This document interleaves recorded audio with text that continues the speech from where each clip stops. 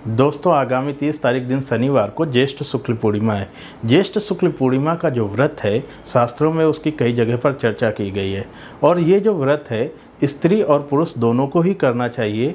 अगर आपको अपने पापों से मुक्ति चाहिए तो इस व्रत को करना बहुत ज़रूरी है। इस व्रत का जो पहला नियम है वो नियम ये है कि ये व्रत ज्येष्ठ शुक्ल पूर्णिमा के दिन से स्टार्ट होता है और इसको 1 साल तक हर पूर्णिमा के दिन करना होता है।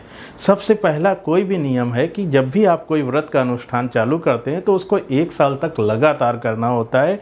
चाहे अगर आप चतुर्थी का ले रहे हैं व्रत या कुछ भी ले रहे हैं, जैसे पूर्णिमा का ले रहे हैं तो हर पूर्णिमा को आपको ये व्रत करना है। अगर आप चतुर्थी का व्रत ले रहे हैं तो मतलब कि आपको शुक्ल पक्ष की चतुर्थी और कृष्ण पक्ष की चतुर्थी, मतलब कुल मिला के 12 दूनी 24, ठीक है। 24 व्रत आपको रखने पड़ेंगे साल भर में, ठीक है। अगर आप पूर्णिमा का व्रत ले रहे हैं, पूर्णिमा का अनुष्ठान करना चाह रहे हैं तो उसके लिए आपको सिर्फ 12 महीने आपको करना है, ठीक है। लेकिन उसके नियम जो होते हैं उन नियमों को जानना बहुत ज़रूरी है। यहाँ पर हम सारे नियम अभी आपको बता नहीं सकते, ठीक है, क्योंकि क्वांटम लेवल पर उस नियमों को समझना बहुत ही टफ टास्क है। उनके लिए अभी आप तैयार नहीं हैं समझने के लिए, इसीलिए मैंने ये चैनल क्रिएट किया है और कि यहाँ पर जो भी चीज़ें हम बताएंगे वो क्वांटम लेवल पे बताने की कोशिश करेंगे कि इनके क्या मीनिंग है और क्या मायने हैं विज्ञान के हिसाब से और इसे क्यों करना चाहिए।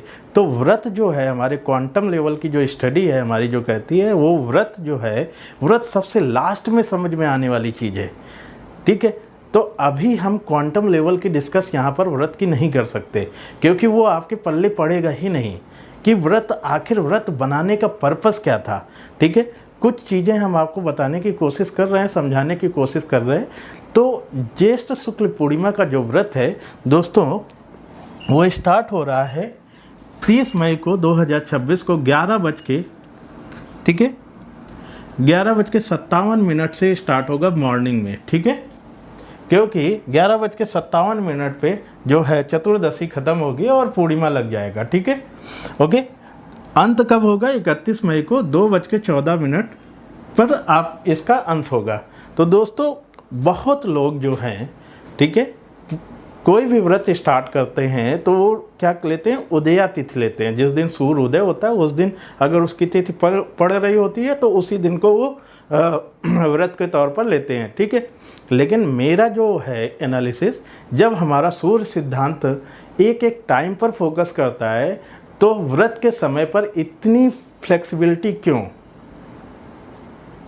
क्या व्रत के मायने बदल गए हैं धीरे